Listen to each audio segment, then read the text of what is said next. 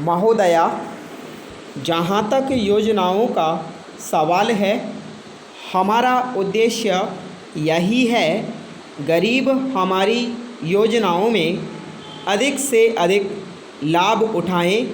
इसलिए हमने जो निर्देश राज्य सरकार को दिए हैं उसमें हमने यही रखा है कि अधिक से अधिक लोग हमारी योजनाओं का लाभ उठाएं।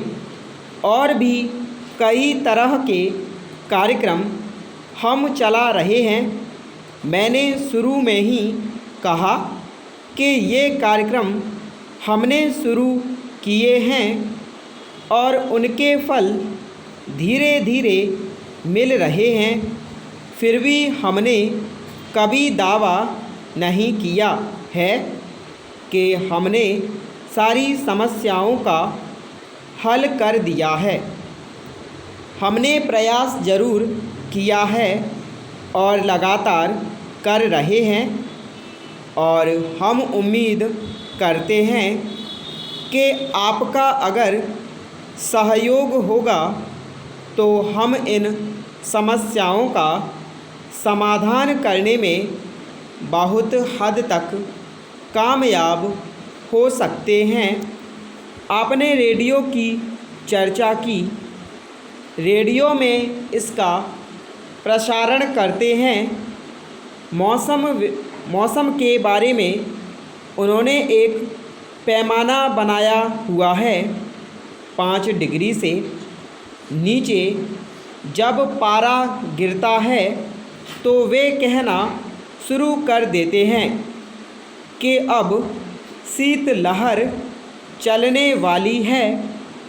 मैंने मौसम विभाग के लोगों को बतलाया था और उनसे मैंने सवाल किया कि यह पैमाना किस आधार पर बनाया गया है।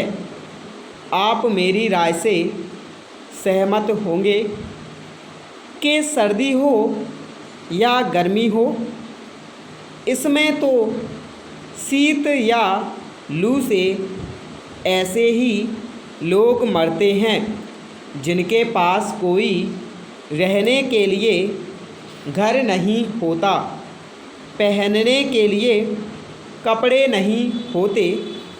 वे बेचारे कहीं फुटपाथ पर सोते हैं, भिखारी हैं। वे रेडियो कहाँ से सुनेंगे। लेकिन फिर भी मैंने मौसम विभाग से कहा कि उनको चेतावनी देने के लिए आप क्या कर रहे हैं। तो उन्होंने बताया कि जब पारा 5 डिग्री से नीचे आ जाता है तो हम रेडियो से शीतलहर आने की चेतावनी देते हैं।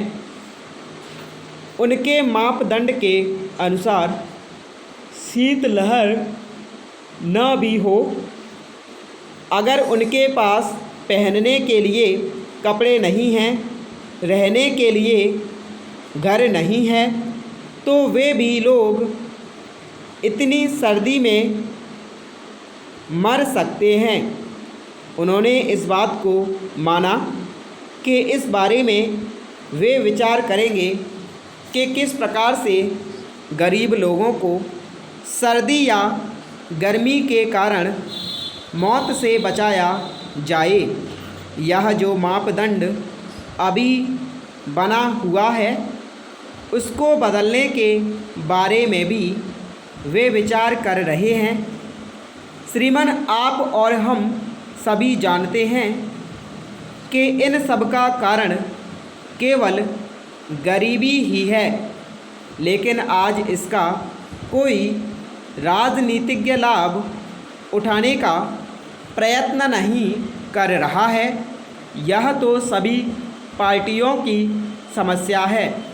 इसके लिए मात्र उपाय यही है कि लोगों को खराब मौसम से बचाने के लिए अधिक से अधिक रैन बसेरे बनाए जाएं। जहां कम से कम उन्हें अपनी जान से हाथ ना धोना पड़े। इसके लिए मैंने सुझाव दिया है कि एक आयोग कठिनाइयों से जूझने के लिए बनाया जाए, जो इन सभी बातों पर गौर करे और उनके उपाय सुझाए। एक माननीय सदस्य ने कहा कि आयोग बनाने से कोई फ़ायदा नहीं होता, बल्कि आयोग पर खर्चा होगा। स्टॉप।